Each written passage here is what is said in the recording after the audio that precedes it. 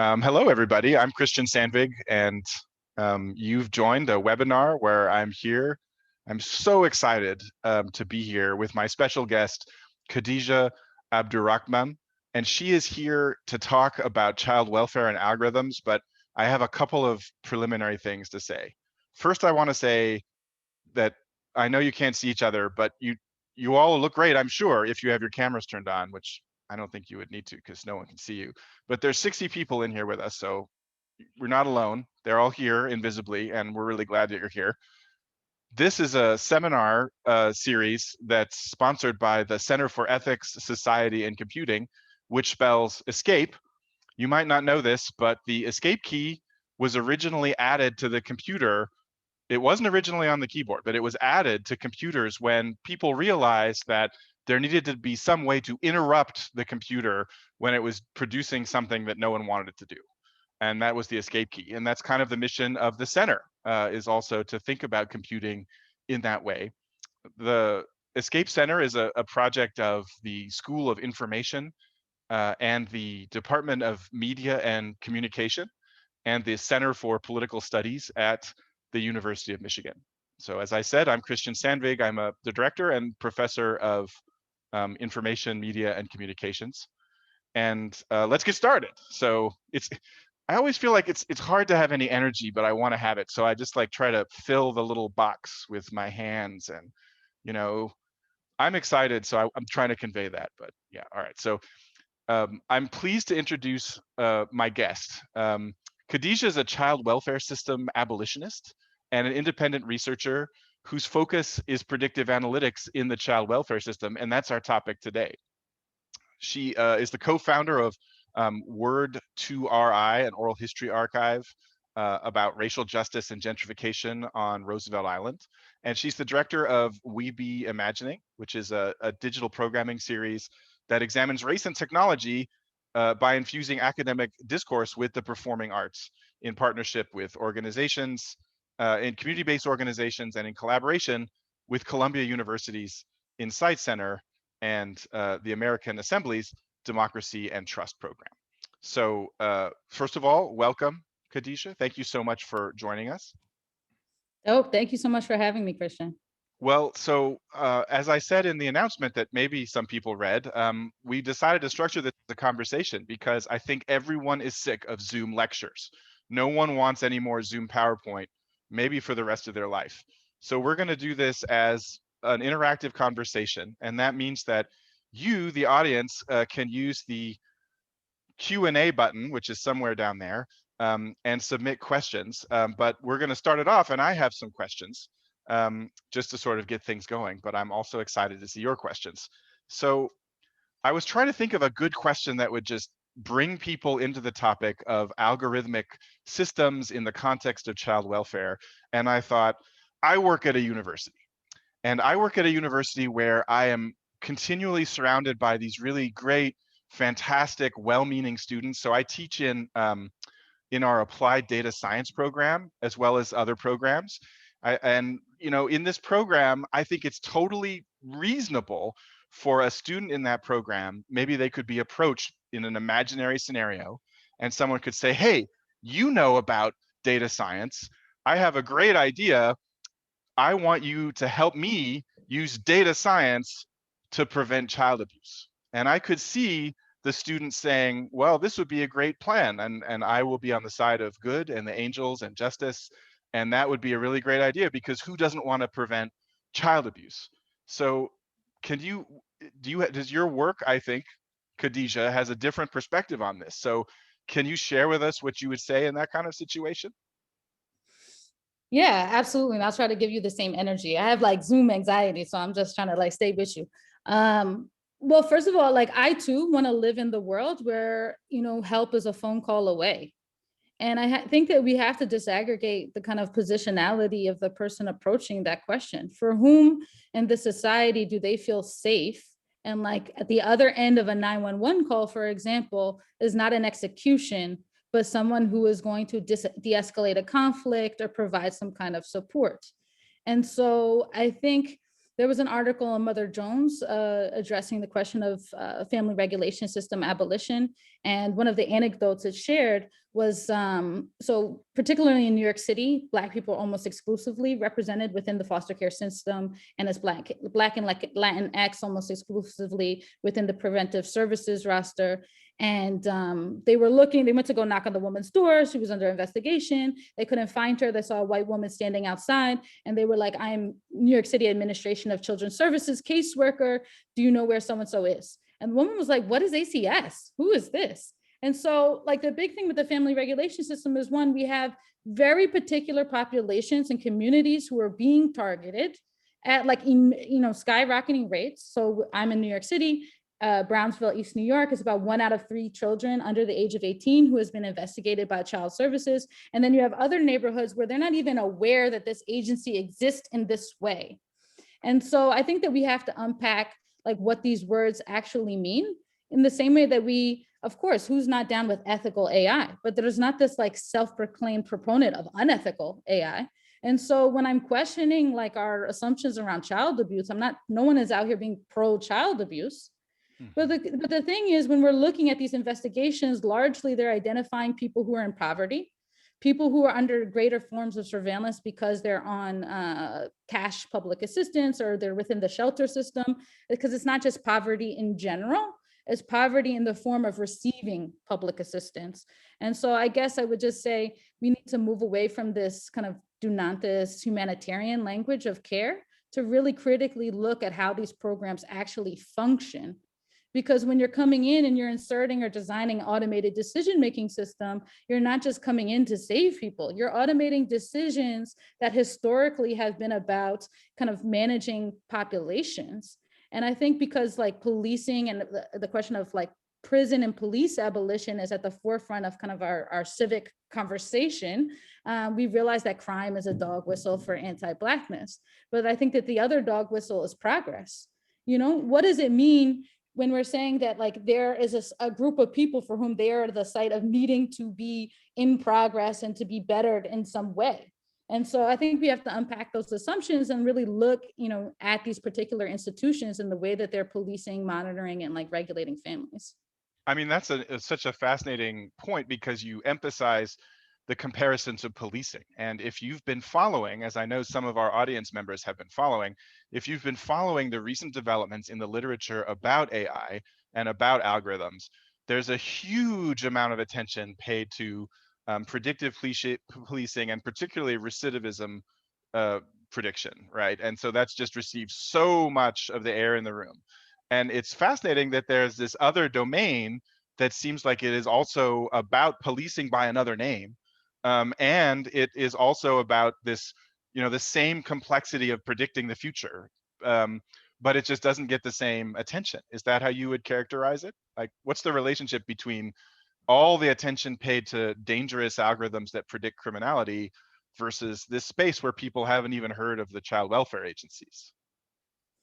So, I think there's two different things. I think that when we're thinking about research and we're thinking about the media, like what class do those people come from? And so if you've never even been exposed to this form of policing, how are you going to highlight it? And how are you going to situate it across this kind of carceral continuum? And that's pulling from Carla Shedd's work, as well as Wakant.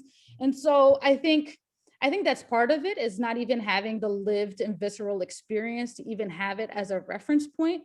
But I think also when we're thinking about predictive policing, it's not just a question of like automating inequality, garbage in, garbage out with dirty data sets. It's like, what are the new modes of social control and surveillance that are being produced? And that's where I'm really grateful also for Virginia Eubank's work and what she points out about the digital poorhouse. Because I think part of what maintains this like segregation of experience and what she discusses is that at the turn of the 20th century, for the progressive movement, they have these like brick and mortar poorhouses where there was a lot of like cross-racial solidarity because European immigrants and Black American people freed from slavery were in kind of physically co-located with each other and able to see like your plight is similar to mine, even that was like differentiated by race, right? And so with the digital poorhouse, through a process of like classification and sorting, people, that like kind of solidarity and that geographic co-location is preempted. And so you don't have that moment for people to see the full expanse of it. And so, yes, this is an additional form of policing, but even when we're thinking about policing, just like in child welfare, the model encounter is not necessarily separation. Only 4% of all children who were investigated in 2019 were actually removed from their families. In the criminal justice system, we also see that like disposition of a felony or like incarceration is also not the model encounter. The model encounter is generally getting stopped, processed, having your information fed into the system, probably spending 24 hours in what we call the bookings or holding cell, and then going before the court and getting some kind of desk appearance ticket. And so I think we just have to have a much more expansive understanding of what is being assembled in the form of policing as beyond just imprisonment. I mean, the phrase solidarity or the word solidarity there is interesting. I mean, what I hear you saying, one of the things I hear you saying is about the fact that when we look at these systems, we're doing so without the context and without the history. So if I say to you, I have invented an algorithm that detects child abuse, then it sounds great only in the abstract. And that what we're actually seeing, because I've read some of your work specializes recently in New York City and a particular agency and its implementation. And there, I mean, you've argued that we have an agency that basically, you know, if you could fairly describe it as a government institution that almost exclusively targets the children of Black families to remove them, for example, and potentially put them with families that are not Black. Like you've argued that perhaps thinking of this in other terms like genocide might be a reasonable way to think about the situation because that's what's happening. So what I hear you saying is sort of in the abstract, an algorithm to reduce child abuse might sound good, but then you got to look at who's implementing this and who's got the algorithm and what are they doing with it? Like what's actually happening? Is that one of your points? Did I do all right?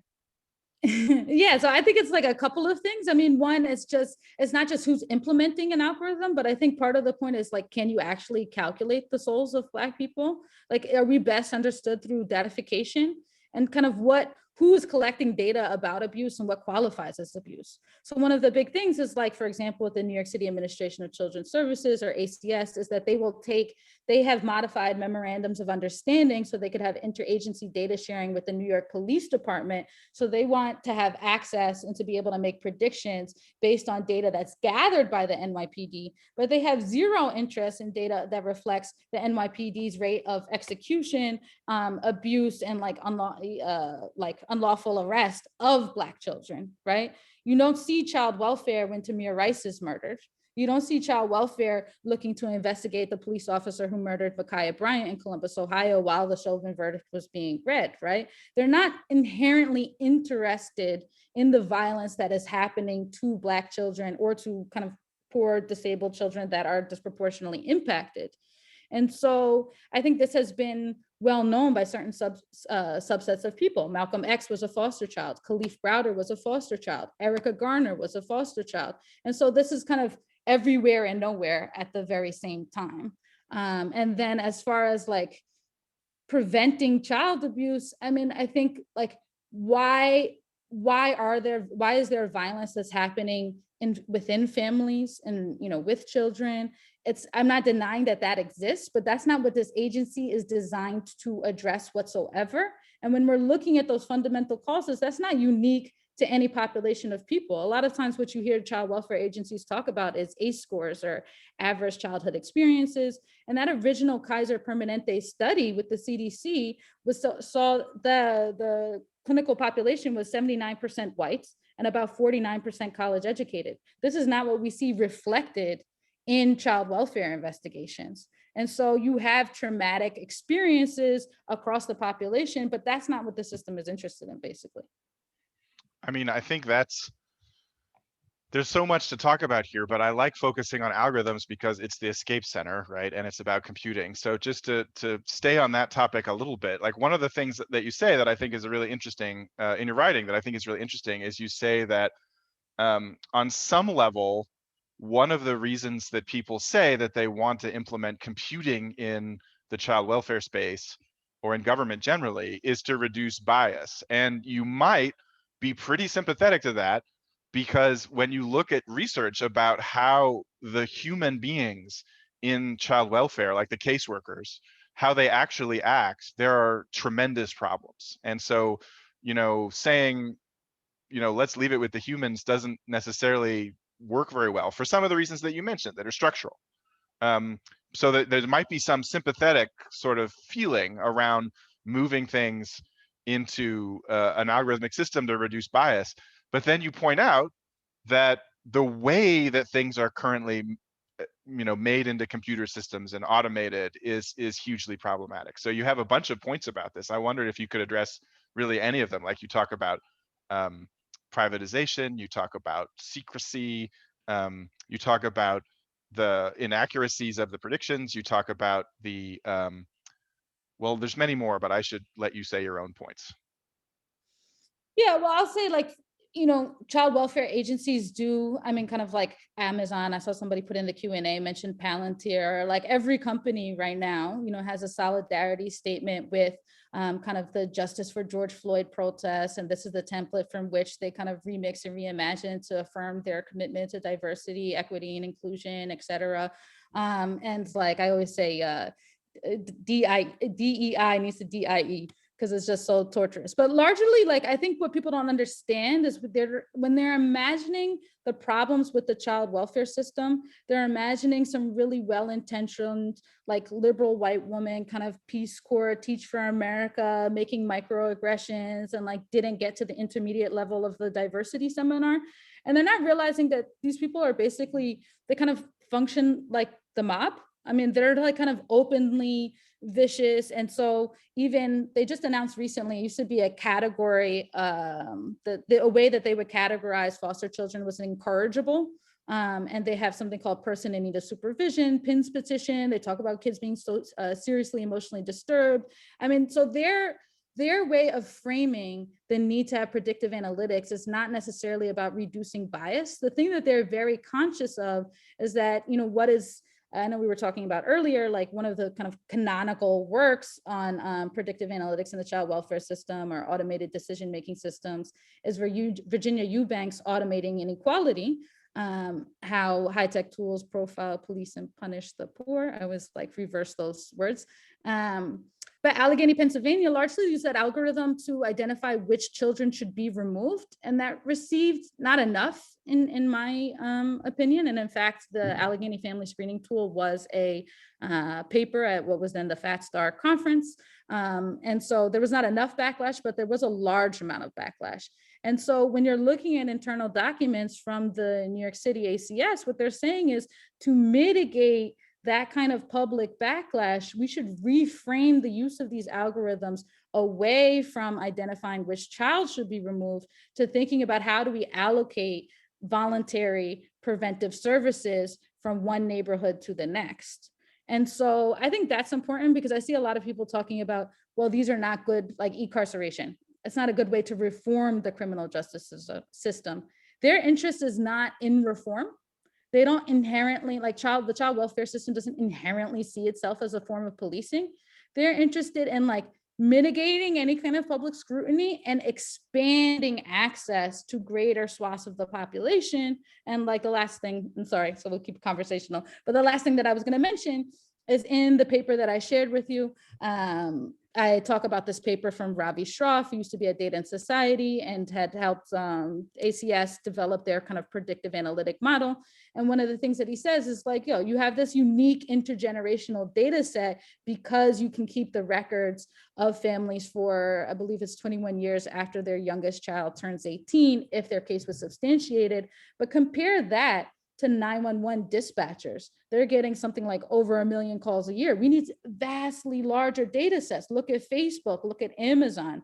And so what you see kind of after that initial paper from Ravi Shroff is them designing all of their services to be able to collect much more data from greater swaths of the population than they had been historically in contact with. I mean, this is one of the things you said in this response was really my reaction when reading more about child welfare, because my background, I know something about computers, but not really the child welfare system. And I just couldn't believe what a gigantic mess it was. I mean, particularly in New York City. I mean, this sort of scandal ridden and also just all kinds of weird stuff going on. So just to highlight a couple of the weird things that struck me that maybe people don't know about. I was really surprised to see that some of the partnerships between child welfare agencies and academic researchers in AI are being pursued in a way that is exempt from the Freedom of Information Act. And usually we exempt things from the Freedom of Information Act because of national security or public safety, occasionally because of intellectual property. But I'm not sure I was understanding what the reasoning would be that a partnership between academics at public universities working on child welfare algorithms should be secret. Like, is there a good reason why these should be secret? I mean, you and me both, Christian. I concur. I mean, and so I think Joaquin Sapien at the at ProPublica had done a piece on just ACS's refusal to comply with FOIA requests because it would drag on for years and years and years. So I mean, they're really opposed to their own scrutiny, I mean, and it's this just does speak to your point about the agency being, you maybe you shouldn't assume that because a government agency is a government agency that they're actually obeying the law, or are the well-meaning, I guess, the well-meaning liberal you imagined earlier or something like that. Yeah. Well, also, it's not just that they're not just well-meaning liberals, but I mean, there's ways that it's similar to police, but also child welfare has police. Child welfare also runs detention centers and jails and has decentralized detention centers in the form of what they call like non-secure, limited secure placements, where it's basically kind of a brownstone or like a single family home that's like morphed into a prison by having kind of correctional type staff called youth service workers, and then having bars on the windows. And so what people don't realize, it's not just analogous to policing or imprisonment, but they actually run policing and imprisonment. And one of the other features of this story that I think is really an eye-opener for me is partly the incentives that the agency has seem so tortured. So you mentioned that in the history of child welfare systems, I get the impression that that people have generally moved away from the idea that wholesale removal is a good idea, and that's not what everyone is trying to do, is gigantic removals programs where people are taken from their parents. But at the same time, it sounds like the recent changes in federal law around child welfare have incentivized what you call, they've incentivized this sort of endless preventions where they provide unlimited federal matching funds for things that are prevention, which sounds good because you don't want removals. So prevention sounds good. But then how do you actually operationalize that? Could you say more about these incentives? Yeah, so two things. I mean, I think going back to family separations, one, we can only like speculate based on the data that's available.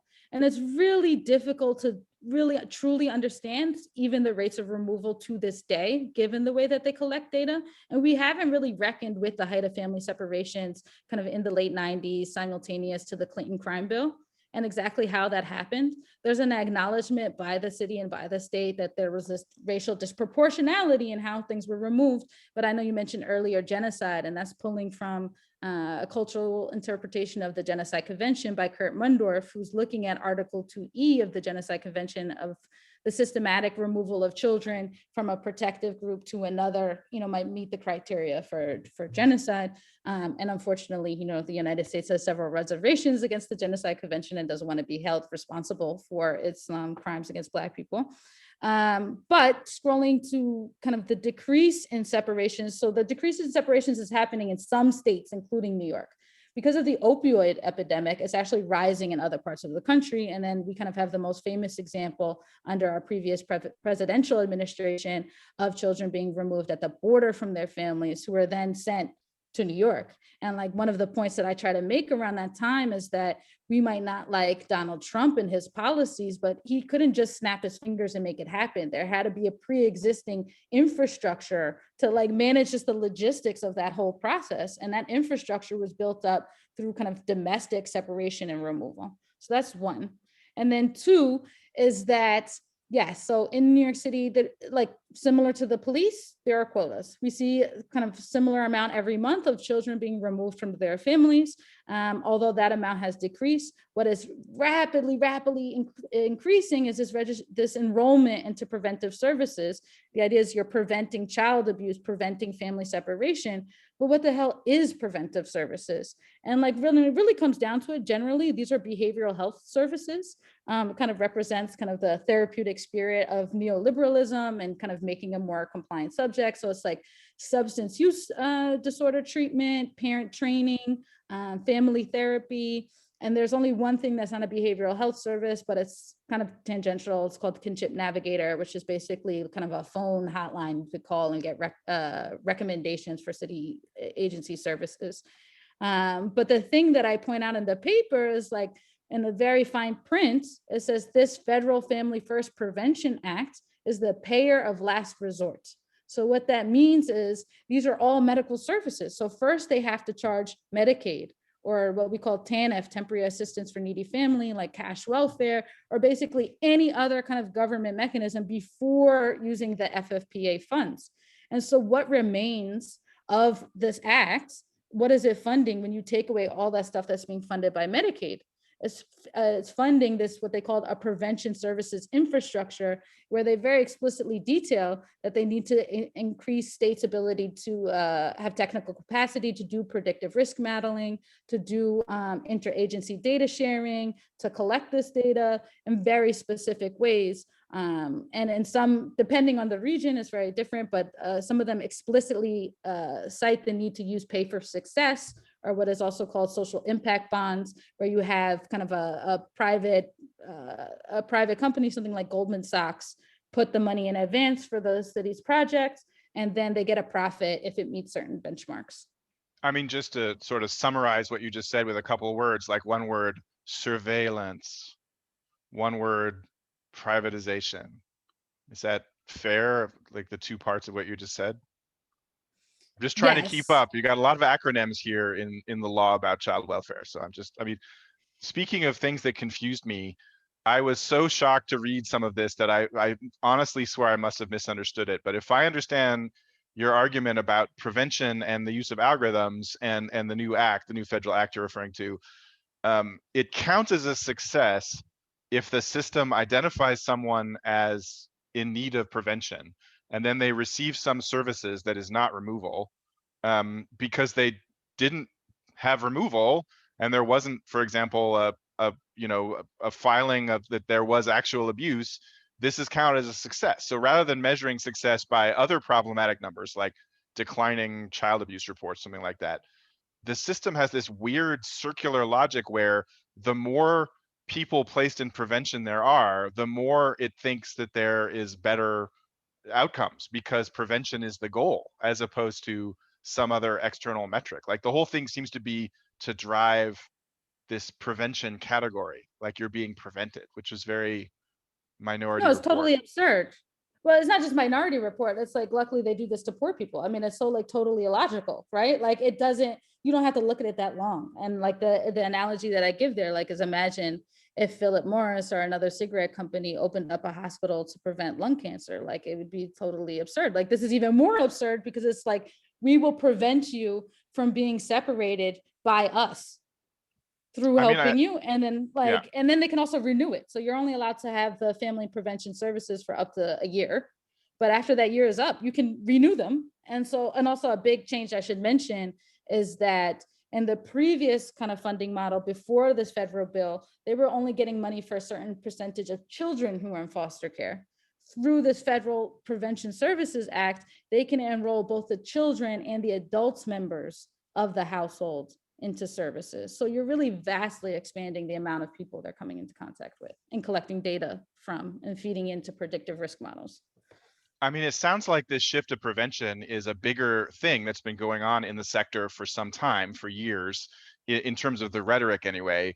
But it also sounds like it is a specific response to some of the reactions people had to the Allegheny Family Screening Model. What is it? I always get the Allegheny Family Screening Tool. Yeah, get up on your acronyms.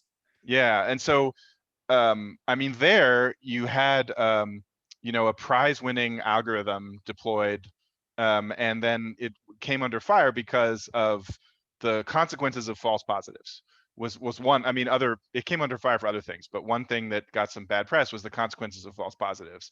And so, I mean, would you say that this shift to prevention in the rhetoric is related to that? Is this like a response to the sort of what happened with AFST? I mean, 100% as far as how they're framing it. I mean, it's something similar to a recommendation engine. Fundamentally, like what the algorithm is doing is not different, but the way that they're branding it and the way that they're trying to like frame the way it's being deployed is different. And they very explicitly state that they don't want to recreate what happened with Allegheny Family Screening Tool in terms of kind of the public backlash. So we're in the bottom half of the hour, so I just want to make a couple of logistical comments. I turned on the Zoom live captioning and then it was turned off mysteriously. So someone reminded me to turn it on again. So thank you for reminding me. I'm so sorry about that. But Khadijah has very kindly volunteered to allow us to use this recording. So we're going to post the recording with an after the fact transcript, which does tend to be a better transcript. So we will have a transcripted recording available after this talk. I also wanted to remind you that although I've been asking my own questions, we'd love to see questions from you. So I see that we do have a number of them queued up, and I will ask some. But if you would like to ask a question in the second half of this time we have together, then please add it to the Q&A, not the chat. So I'm gonna keep asking my own questions actually for a minute and allow those to populate. Let's see, what was I just thinking about? Oh, I'm sorry, I'm looking at my notes. Well, this is a question. I think I'm going to ask you a question that we get at like, I feel like I get it at every escape talk or every other escape talk, but it's we always get this question that's kind of like, it seems like these escape talks often point out these bad things that are happening, but what would you do to fix them? Like, what is the positive thing? Like, imagine that, is there no role for technologists? How do we try to do something with technologists if they show up at your door and pound on it and say, well, maybe pound on is the wrong choice of words in the circumstances, but anyway, they show up at Khadijah's door and they say, we want to help. What is there any positive role here for computing? Sure. I mean, so it's interesting that you say computing versus technology. I mean, I think that as far as like what is a positive role for technology, I think technology is a tool, right? And so like leaning on some Talmudic commentary, there's something along the lines, if you see a knife, it's not inherently bad. It could be used to stab someone, or it could be used as a scalpel in surgery to save someone's life. And so I'm not anti-technology. I'm not even anti-predictive analytics, but what the problem is, the way in which these automated decision-making systems are deployed is that they assume that the problem lies from within the individuals and the communities who are targeted are served by these programs. It does not take an ecological approach. It doesn't look back at the agency itself. I would love to see a predictive risk model that identified like which schools are dangerous for our children to attend, because you're most likely to encounter a mandated reporter who is filing a child welfare investigation every, 1 out of every 100 kids or something. And so I think it's like, what areas are these predictions attending to? And like, what are the assumptions that they're making? Like you mentioned before, kind of the canonical example is Compass and predicting prison recidivism rates. And so there's a whole bunch of assumptions when we're thinking about recidivism from outside of like a larger analysis of power, of policing and imprisonment. And so I think if technologists, I don't think there's like some kind of ad hoc course or training that you could add into pre-existing STEM training. But I think we need to think about a much more interdisciplinary and critical approach to the fields, where you can kind of, because there's not like one simple solution, but I will say that we need tons of data collection about these agencies and about these systems that produce harm. And I think that like, if you are asked to produce a task that's automating decisions that are affecting a population that you're not from, or that are kind of attached to a set of services and systems you're not familiar with, then you have to consult those people. But yeah, there's tons of lines of inquiry that I think computing could go into, but I do question whether we can actually understand humanity and human decision making via computing, like via a data point. I think there's a level of like chaos and indeterminacy that we ought to embrace about like what it means to be human. Well, I mean, this is also an empirical problem in this domain, right? Like you point to the LA County, what is it called? The LA County Youth Offender Prediction Program or something like that. I mean, there's a number of attempts recently that try to do prediction where the end results are unsatisfying. And it seems like, we've put a huge amount of effort into trying to figure out how to predict if a child is going to be a criminal or if a child is going to be subject to abuse, but we're unhappy with the quality of the results. But the response to that unhappiness seems to be kind of, well, to me, it seems to sometimes be kind of strange. Like you point out that one of the responses is, we just need more data. Well, it's gonna, this is gonna work. We just got to keep trying it. Like there seems to be this weird, I don't know what you would call it.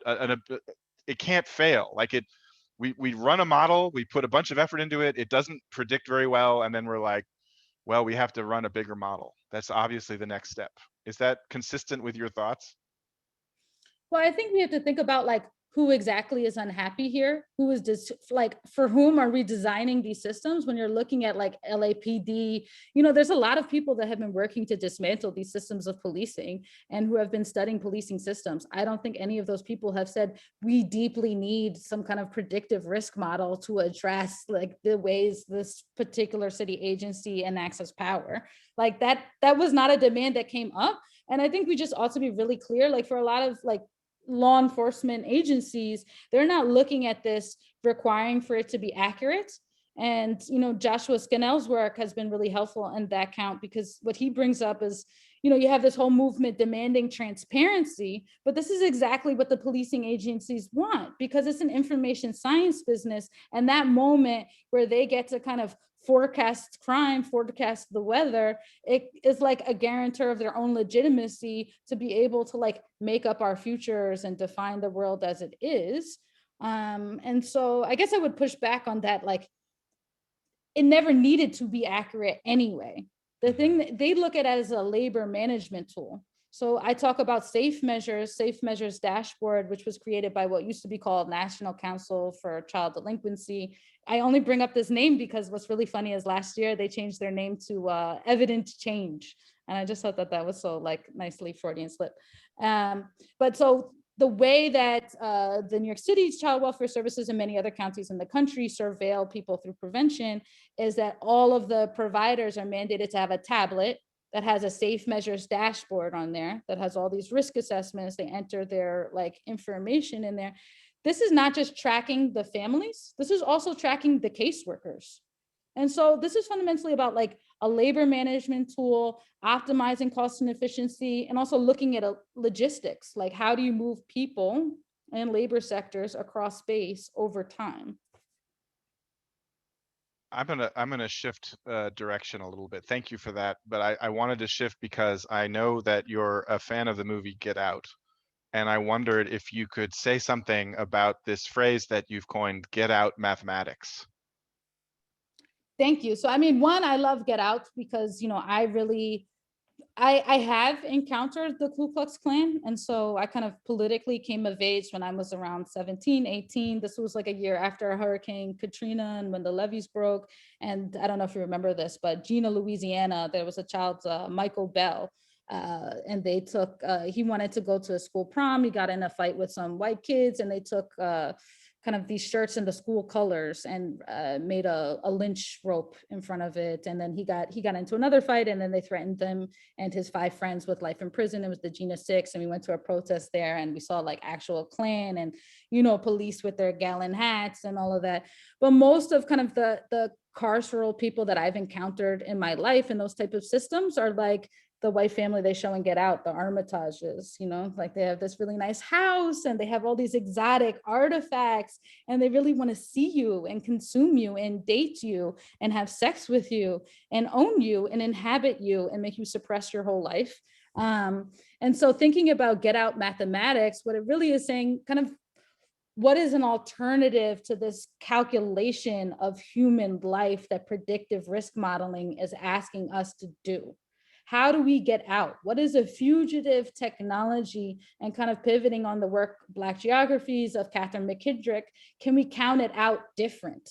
How can we look at this system and this form of calculation and how it affects like how we even understand ourselves and each other otherwise? So get out mathematics is like, can we just reject this entire framework in which we think human life can be computed? Thank you for that. I also want to report that I have accidentally asked a number of the questions that came up in the first half. And many people have submitted questions that are similar to each other. So if I don't ask your particular wording, I just want you to know that I'm trying to combine them. But I have one that is an interesting one based on our earlier exchange about the shift to prevention. This question says, it's from Jenny Radesky, and it says, hi, I'm a pediatrician. Given my clinical experiences with health inequities in the communities I work with, I'm struggling with the argument against prevention. Lots of family support services are not behaviorally based. They are trauma informed and relational. It is important that parents have access to mental health services. But I agree it should be through a method not based on algorithms that have been shaped by biased labels, measures, and patterns. Is there any legislation or regulatory body that gets to decide when algorithms should not be used? So, I mean, I think that there's two different points. So one is about therapy. And so I'm pro therapy. I am pro mental health. I am not advising anyone against like accessing mental health services. But I think that we need to ask ourselves, why are people being forced to open up a child welfare case, and very, very similar to a child investigative services case, in order to access mental health services? This is not an anti-therapy question. It's just a question of why does that require coming under policing? And also, it's typically a totally different set of therapeutic modalities than we have like in the private market even. And so the Federal Family First Prevention Act, FFPA, also has associated with it on a national level something called, I think the acronym is NCSL, but it's a national clearinghouse of these therapies.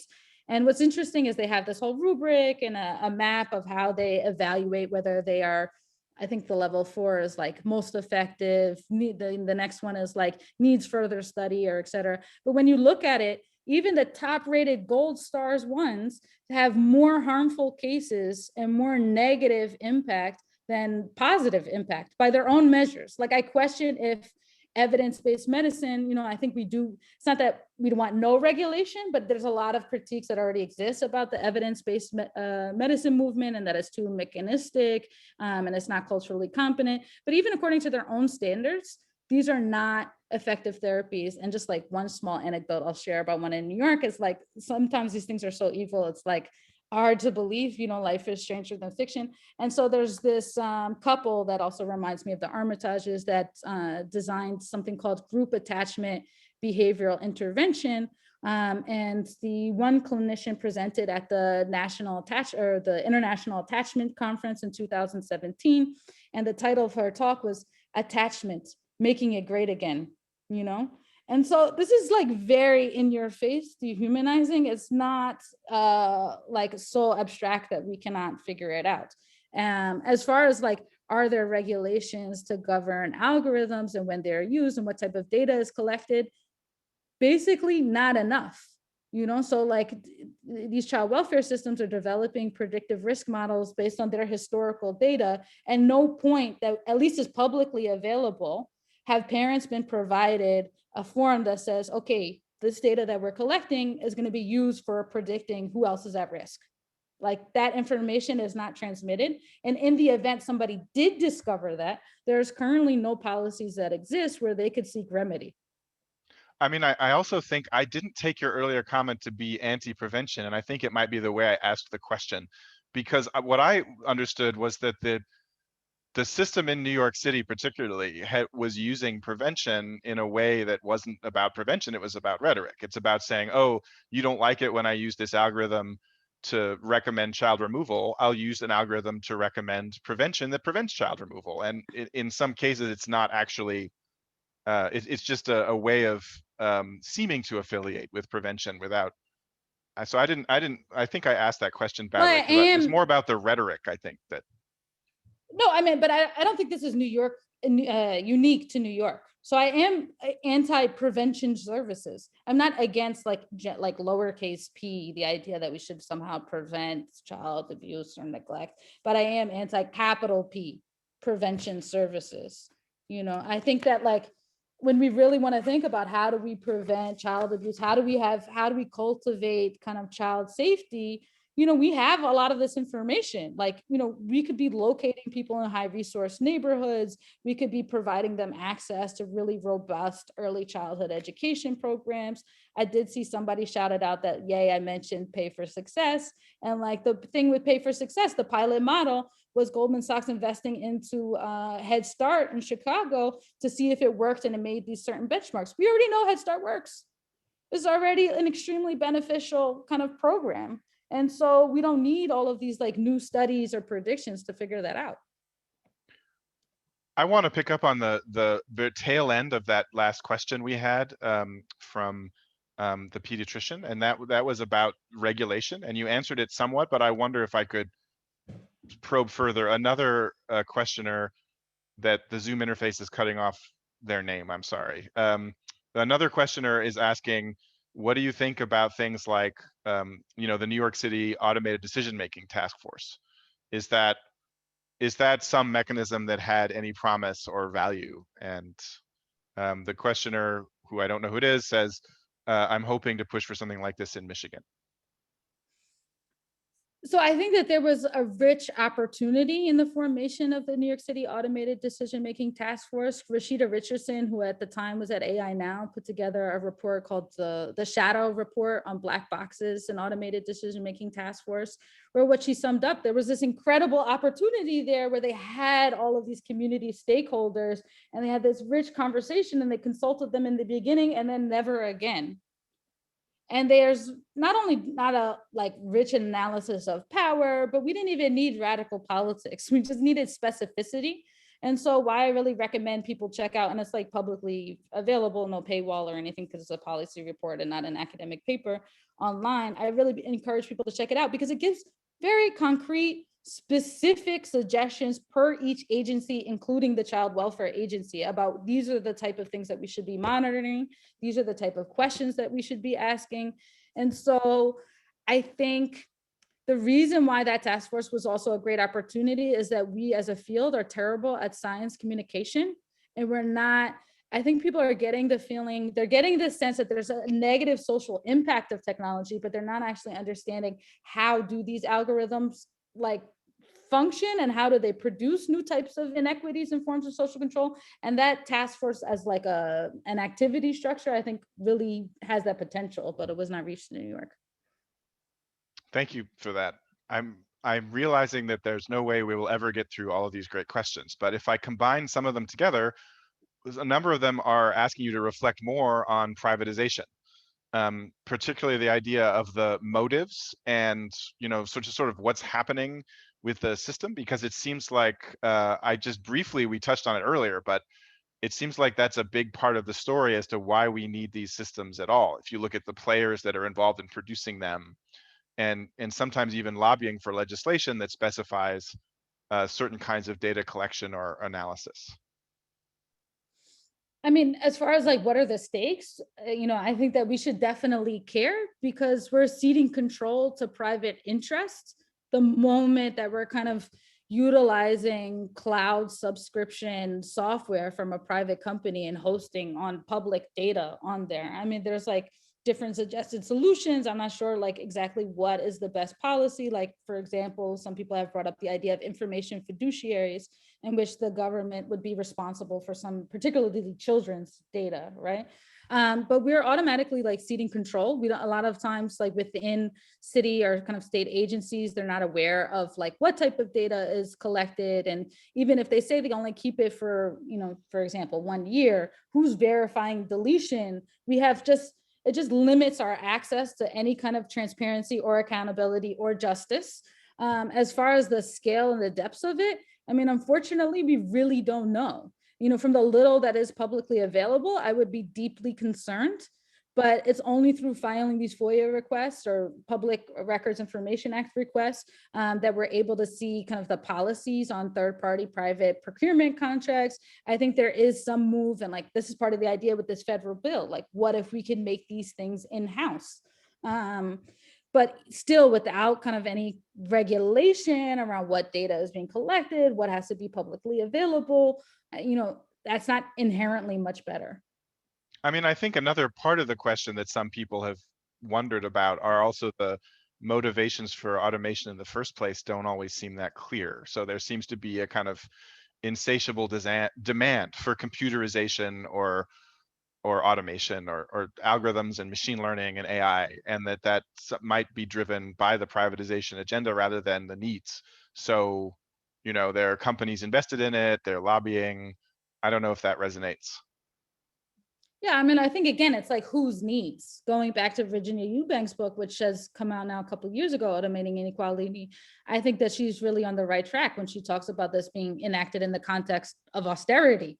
And so these government agencies are very clear on they want to optimize for spending the least amount of money to, you know, impact like the greatest amount of people, and also optimizing for labor and kind of being able to universalize and like centralize public services in a way that doesn't have to account for like individual needs.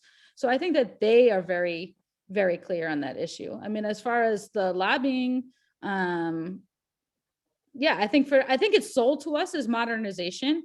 It's sold to us as we're improving kind of the speed and the rate at which you can access certain things, or like, for example, with food stamps. And so they used to be like paper stamps, or kind of like WIC would be these like rectangular cards. And then they said, well, look, it's really convenient if you have something that's like a debit card. But what's their motivation? Now they have a track of everything that you have ever purchased, and they can observe like consumption rates across different demographics and make analysis based on that. And they can also eliminate some people based on their thought that there's prediction that they're committing fraud. And so it just inherently, I don't think this is unique to child welfare, but it increases a certain level of social control when you have access to that level of like minute data.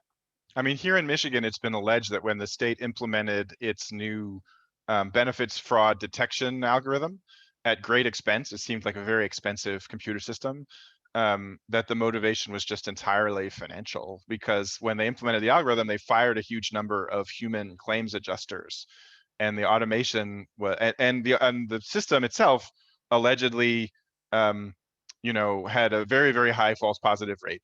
And that would generate a large amount of collections, because under Michigan law, the state is able to recover things marked as fraudulent receipt of benefits. And so the whole thing was although people were talking about it as though it's like, how well can the algorithm predict benefits fraud, that you could also just explain the whole thing by saying, you know, they wanted to balance the budget and they wanted to save some money. They're out for the money. The firms involved wanted to sell the system, so they wanted to make great claims about it. So it sounds like that has some similarities to the child welfare example. Yeah, for sure. I mean, like less people, like they're finding all these people within, you know, the point is also it's like renegotiating power and renegotiating finance. So like maybe a lot of people are getting fired from XYZ city agency, but like other people are now employed, you know, other people are now tasked with like developing these systems. And we see the same thing with like humanitarian biometrics with the UNHCR, like they're always saying we want to reduce fraud, but like most of the fraud doesn't happen on the level of the recipients. It's happening with these like larger intermediaries that are dispersing the funds. So we're running out of time, but I think I can combine a couple more questions into one. So someone says, I'm not a computer scientist, but a social work researcher, studying foster children of color. I want to learn more about leveraging machine learning to support such children, but I'm not sure where to start. How do I find the right partners in computer science or information science? And that reminds me of another question by Sabah Kurtz, who says, you talk about many ways in which the use of algorithms or predictive analytics are problematic and point out that it can be used well. Are there examples that where algorithms are used well? Yeah, so one is that the idea of a social worker and a computer scientist creating a technology to save children is a little bit horrifying to me. I think like if you want to address the problem, that we should start really from like listening to adoptees, listening to communities for whom they've been like hyper targeted, surveilled, and separated, because it's not from within any of these, look at the history of social work, look at the history of computer science, and it's not one that has really been known for understanding kind of maintaining human relationships and having a lot of complexity about human behavior. And so I think there definitely is a way that like you could produce new technologies to address like social problems, but it has to be in partnership with those who are impacted, and not just like as tithing, like let's do a good deed and include, the center impacted voices, but really bring them in a process of co-creation from the beginning. And so like a very common tactic that we see now kind of across the board, not just child welfare, is advisory boards. And so among the myriad of issues with advisory boards, they're usually brought in when all of the major decisions have already been made. And then they're commenting on kind of like filtered through the people who have created it or have had input in how it's designed, what they think are their concerns about the social impact of XYZ technology. They're not brought in from the beginning. And so I think that there's definitely a road where if people from information science, computer science, and a social worker are working with those communities, because communities, I mean, one, it's like we should disaggregate like who is the community, but I mean, it's not like people are silenced. People have lots of needs, and I can't speak for everyone, but like questions around food justice, child welfare, policing, there's a lot of people who have kind of coherent political projects that they're working on, and I would love to see more computer science, all types of professionals working in partnership with them. And then I forgot the second question. A good example. Do I have a good example? No. To be honest with you, I've seen some cool art things. I've seen a lot of critique, but I think that it's been not enough. I mean, like the history of the early internet was all these like Afro-futurists and cyberpunks who fought for public space on the internet. Andre Brock's work, who I know a lot of, he talks about Black Planet and how people learn to code through that, and like Black digital technoculture. But like overwhelmingly, look, we're sitting on Zoom, a private enterprise video conference software that like brings a lot of people dread, because we don't have public technology, because we don't have like people working in partnership with artists to like facilitate different modes of interaction. I'm afraid we're out of time, and that's a nice place to end it. I would add to the end of our talk that this entire hour has been a preview for a forthcoming article in the Columbia Law Review. And if you'd like to read that, I don't believe we have a date at which it is going to come out, but it will come out very soon, is the expectation. So look for that coming out in the Columbia Law Review if you want to read more about this. And I hope I can't see you or hear you, but I hope that you'll all join me in thanking Khadijah for this amazing Q&A and conversation about predictive analytics in the child welfare system. So I'll clap visibly on behalf of— Thank you all. I appreciate it. Thank you for having me. Yeah, and we are going to post this this recording. And I hope this is the beginning of many more child welfare system abolitionists that you have at Escape.